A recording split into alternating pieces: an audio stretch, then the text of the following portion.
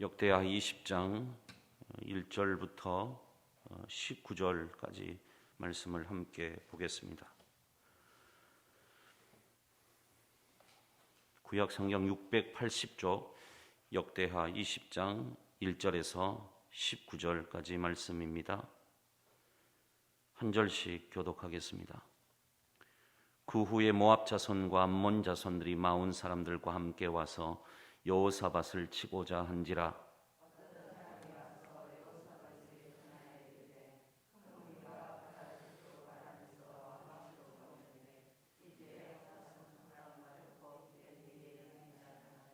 여호사밧이 두려워하여 여호와께로 낯을 향하여 간구하고 온 유다 백성에게 금식하라 공포하며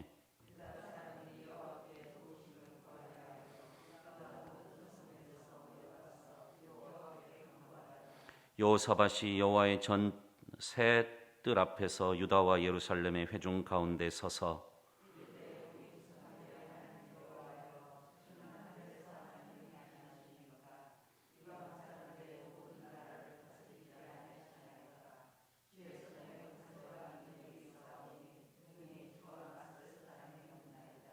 우리 하나님이시여 전에 이 땅 주민을 주의 백성 이스라엘 앞에서 쫓아내시고 그 땅을 주께서 사랑하시는 아브라함의 자손에게 영원히 주지 아니하셨나이까.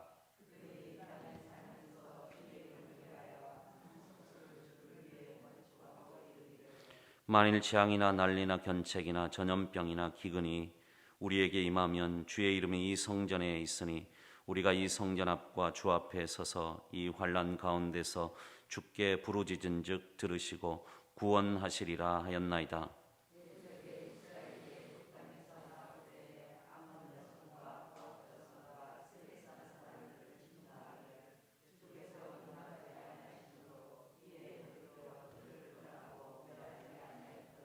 이제 그들이 우리에게 갚는 것을 보옵소서. 그들이 와서 주께서 우리에게 주신 주의 기업에서 우리를 쫓아내고자 하나이다.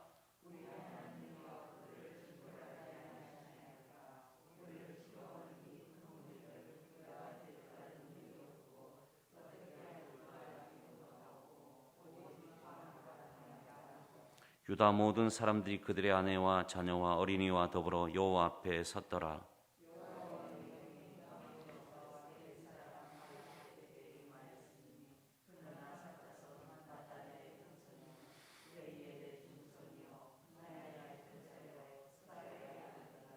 야시엘이 이르되 온 유다와 예루살렘 주민과 여호사밧 왕이여 들을지어다. 여호와께서 이같이 너희에게 말씀하시기를 너희는 이 큰 무리로 말미암아 두려워하거나 놀라지 말라. 이 전쟁은 너희에게 속한 것이 아니요 하나님께 속한 것이니라.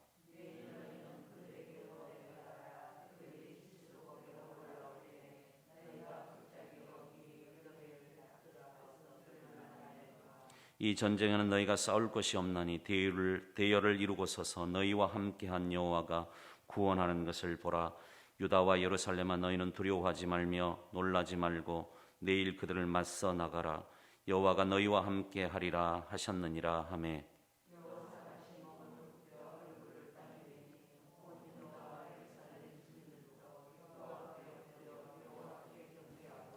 그앗 자손과 고라 자손에게 속한 레위 사람들은 서서 심히 큰 소리로 이스라엘 하나님 여호와를 찬송하니라.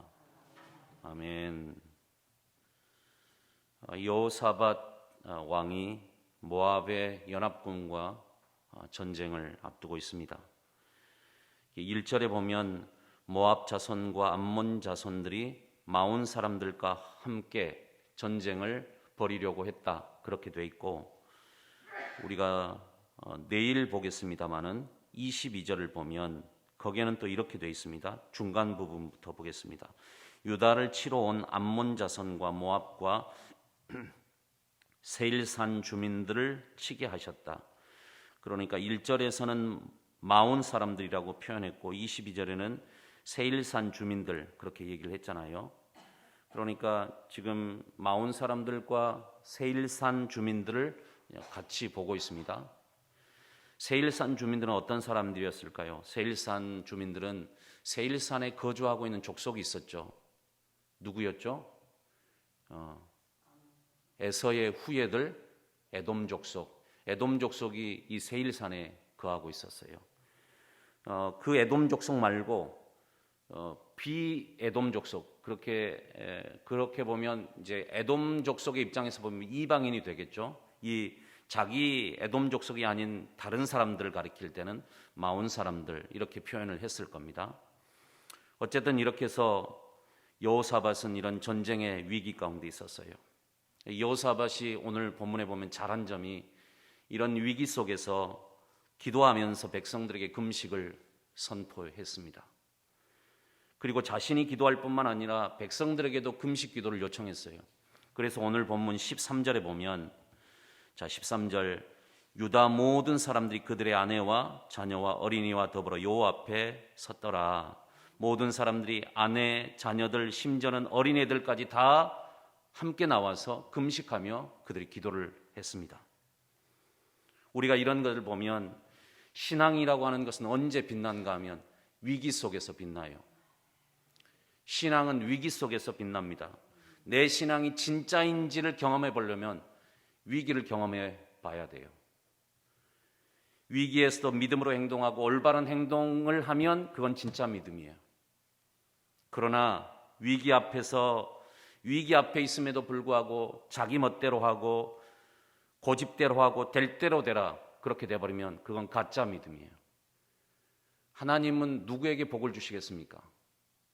진짜 믿음을 가진 자에게 하나님은 복을 주세요. 우리는 그런 것들을 많이 경험합니다. 사람이 진짜 믿음을 가지고 있을 때 하나님께서 그 영혼을 돌보시고 복을 주시는 것입니다. 오늘 여호사밧이 참 잘하는 것이 하나 있어요. 그것은 뭔가 하면 신앙의 모범을 왕이 스스로 지금 보여주고 있습니다. 자기 자신부터 기도하고 그리고 백성들한테 기도를 해달라고 요청을 했습니다. 지도자의 솔선수범이 백성과 성도들에게 가장 좋은 신앙의 교육이 됩니다. 저는 우리 교회 지도자들, 저를 포함한 우리 모든 목사님들과 우리 모든 장로님들이 하나님 앞에 다 기도하는 분들이 되었으면 좋겠습니다. 한국 교회에 좋은 전통이 옛날부터 있었어요. 그것은 뭔가 하면 교회 안에 정말로 기도를 많이 하시는 그런 어르신들이 많았어요. 그런데 시대가 달라지면서 시대가 변화하면서 지금은 기도하는 지도자들이 점점 줄고 있어요. 그것이 한국교회의 위기예요. 제가 볼 때는 그게 위기예요. 여러분, 교회를 어떻게 섬겨야 될까요? 기도함으로 섬겨야 될 줄로 믿습니다. 교회는 기도로 더 잘 섬길 수 있는데 기도는 다 빠져버리고 말로만 섬기고 내가 세상에서 가지고 있는 경력과 이력 그걸 가지고 교회를 섬기려고 하다 보니까 교회는 어렵게 되고 상처를 입게 되고 위기에 빠지는 것이에요. 우리 모두가 더욱더 하나님 앞에 엎드려 기도하는 사람들이 될 수 있기를 축복합니다. 오늘 여호사밧이 기도한 내용을 우리가 잘 살펴보면 참 이 사람이 지나간 이스라엘의 역사와 어떤 그동안 경험해 왔던 이스라엘의 역사들 이런 것들을 아주 잘 기억하면서 이것을 가지고 하나님 앞에 기도해요. 오늘 그의 기도의 내용들을 보면 그들이 가나안 땅으로 들어온 얘기, 또 성전을 건축한 다음에 솔로몬이 하나님 앞에 기도했던 그 기도의 내용들을 가지고 또 기도합니다. 출애굽할 때 다른 민족들과 충돌하고 전쟁을 했던 그런 얘기도 지금 하고 있습니다. 이걸 보면 이 여호사밧은 막무가내로 하나님 저 도와주세요 이렇게 얘기하는 것이 아니라 굉장한 이 사람은 역사 신학을 가지고 있었고 말씀 신학에 근거해서 오늘 기도를 하고 있어요. 이건 매우 매우 중요한 것이에요. 막무가내로 하나님 저 도와주세요가 아니라 지나간 역사 속에서 하나님 우리에게 이렇게 행하셨습니다. 하나님 우리에게 이런 일들을 경험하게 해주셨습니다. 그 어려운 때 하나님께서 그렇게 도와주시지 않았습니까? 하나님께서 이렇게 말씀을 통해서 성경을 통해서 우리에게 약속하지 않았습니까? 그 응답을 하나님 저에게 주세요. 여러분, 하나님이 안 들어주시겠습니까? 이러면 하나님도 꼼짝 못해요. 이러면 야하시엘을 통해서 하나님은 이 야하시엘이라고 하는 사람을 통해서 하나님께서 이 전쟁을 주관하고 계시고 하나님께서 승리하게 하실 것이다 라고 하는 확신을 여호사밧과 유다 백성들에게 주십니다. 그리고 이 얘기를 들은 여호사밧은 어떻게 했는가 하면, 자, 오늘 본문 마지막 절 볼까요? 18절과 19절을 우리 함께 읽어보겠습니다. 지금부터 하는 여호사밧의 이런 어떤 행동들은 야하시엘을 통해서 이 전쟁은 하나님께 속한 것이니까 두려워하지 말아라, 겁먹지 말아라, 너희들은 하나님의 구원하심을 봐라. 지금 이렇게 승리에 대한 확신을 선언했을 때 여호사밧이 보여주었던 행동이에요. 18절 19절 말씀 읽어보겠습니다. 여호사밧이 몸을 굽혀 얼굴을 땅에 대고 온 유다와 예루살렘 주민들도 여호와 앞에 엎드려 여호와께 경배하고 그앗 자손과 고라 자손에게 속한 레위 사람들은 서서 심히 큰 소리로 이스라엘 하나님 여호와를 찬송하니라. 아멘. 여호사밧이 뭐 됐어요? 레위 사람들과 함께 하나님을 큰 소리로 찬양했어요. 이 찬양은 확신의 찬양이죠. 우리가 기도한 것에 대해서 하나님께서 들으셨다는 그런 감사의 찬양이죠. 믿음의 찬양입니다. 우리의 신앙 행위가 찬송이 되었든 기도가 되었든 오늘 이 말씀처럼 우리가 이렇게 여호사밧처럼 전심으로 하나님을 찬양하고 하나님 앞에 기도하고 우리의 모든 신앙생활들이 이렇게 될 수 있기를 축복합니다. 제가 목사로서 이렇게 성도들 보잖아요. 주일날 예배를 인도하면서 설교하면서 이렇게 성도들 보면 전심으로 지금 이분이 예배를 하고 있는지 딴 생각을 하고 있는지 이 자리에 앉아있긴 앉아있는데 예배는 안 드리고 있는지 제가 다 알아요. 참 희한해요. 똑같은 이곳에 앉아있는데도 어떤 분은 정말로 전심으로 하나님을 예배하는 분이 있는가 하면 똑같은 자리에 앉아있어도 하나님을 자리는 앉아있지만 하나님을 전심으로 예배하지 않는 모습들을 볼 수 있습니다. 예배도 아니고 자세도 안 된 사람들 보면 내가 그런 사람들 보면 마음이 너무 안타까워요. 이곳에 와서 전심으로 하나님을 예배하고 전심으로 기도하고 찬양할 때 마음을 다해서 뜨겁게 하나님을 진짜로 예배하면 얼마나 좋은데 왜 그렇게 할까? 참 안타까운 마음이 들 때가 있습니다. 여러분, 보이지 않는 하나님을 참되게 예배할 수 있는 자만이 진정한 믿음을 가진 자인 줄 믿습니다. 내 눈에 안 보이는 하나님을 진정으로 예배하는 그 사람이 진짜 믿음을 가지고 있어요. 내 눈에 안 보이는 하나님을 진짜로 예배하는 그 사람이 진정한 예배를 드리는 사람이에요. 내 눈에 안 보인다고 하나님 앞에 예배하면서도 바른 자세로 하나님을 예배할 수 없다고 한다면 그 사람의 믿음은 진짜가 아닐 겁니다. 나는 그렇게 생각해요. 그래서 내가 교역자들한테 늘 강조하는 것도 예배 똑바로 드려라. 예배 자세를 바르게 해라.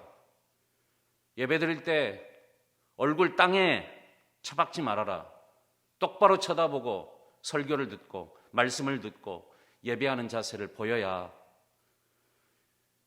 내가 하나님 앞에 부끄럽지도 않을 뿐더러 성도들에게도 귀한 예배 모범이 된다.